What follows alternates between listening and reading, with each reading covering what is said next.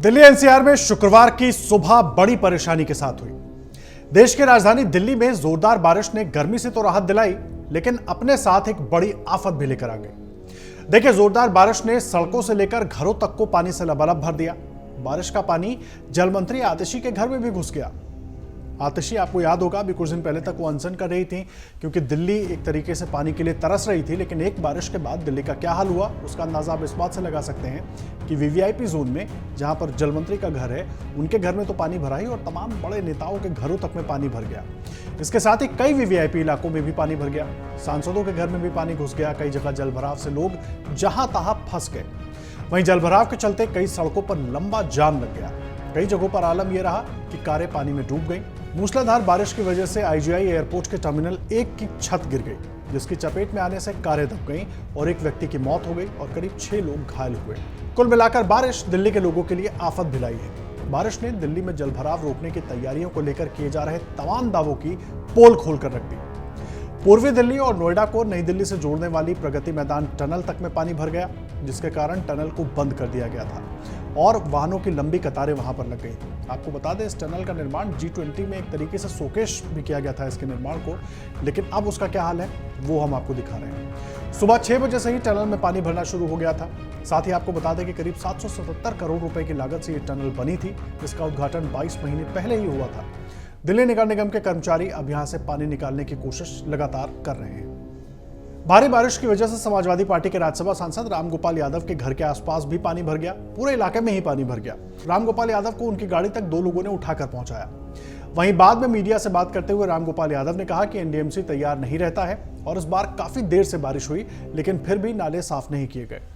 इस इलाके में अधिकतर मंत्री, केंद्रीय मंत्री और सांसदों के घर हैं। गृह राज्य मंत्री भी हैं जिनके अंतर्गत एनडीएमसी आता है। स्थिति ऐसी है कि हमें बाहर निकलने के लिए दूसरों का सहारा लेना पड़ा। देखिए, दिल्ली सरकार में जल मंत्री आतिशी के आवास के बाहर भी पानी भर गया। प्रोटेम स्पीकर रहे भर्तृहरि मेहताब, कांग्रेस सांसद तारिक अनवर और शशि थरूर और नीति आयोग के सदस्य विनोद कुमार पॉल के आवास पर भी जल जमाव देखा गया। वहीं इस बीच कांग्रेस नेता पवन खेड़ा का एक ट्वीट सोशल मीडिया पर खूब वायरल हो रहा है, जिसकी जमकर चर्चा भी हो रही थी। पवन खेड़ा ने कथित तौर पर आम आदमी पार्टी पर तंज कसते हुए लिखा, रात को बिजली बार बार जा रही थी, दिमाग में एक गाने की लाइन अटक सी गई, करवटें बदलते रहे सारी रात हम, आपकी कसम। ये एक तरीके से उनका तंज सीधे तौर पर आम आदमी पार्टी पर था। देखिए, दिल्ली में हुई जलभराव की समस्या को देखते हुए शुक्रवार दोपहर सचिवालय में दिल्ली सरकार के मंत्रियों आतिशी, सौरभ भारद्वाज, गोपाल राय और इमरान हुसैन ने कई विभागों के साथ अधिकारियों के साथ बैठक की और इस समस्या से निपटने को लेकर चर्चा हुई। और उसके बाद आतिशी ने एक प्रेस कॉन्फ्रेंस में कहा कि भारी बारिश के कारण जलभराव की समस्या को लेकर हमने एक बैठक की और इसकी अध्यक्षता दिल्ली सरकार के 4 मंत्रियों ने की। और इस बैठक के बाद आतिशी ने बैठक के बारे में बताते हुए कहा कि हमने आने वाले दिनों के लिए कई महत्वपूर्ण फैसले लिए हैं। आतिशी ने आगे कहा कि हमने पिछली बारिश तक लगभग 200 हॉटस्पॉट की पहचान की है। इनमें से 40 हॉटस्पॉट पीडब्ल्यूडी की सीसीटीवी की निगरानी में है। आपको यह समझना होगा कि अगर दिल्ली में 24 घंटे में 228 मिलीमीटर बारिश होती है तो जल स्तर कम होने में समय लगेगा।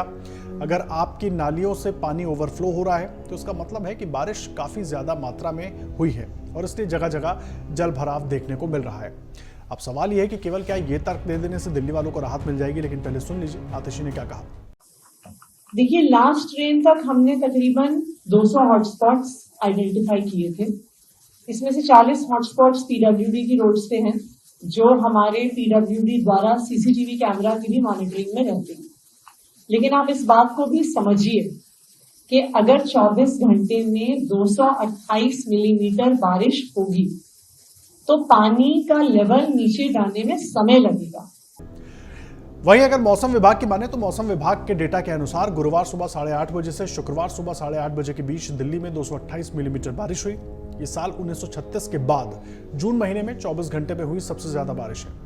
आईएमडी के मुताबिक 1936 में 28 जून को 235.5 मिलीमीटर बारिश हुई थी।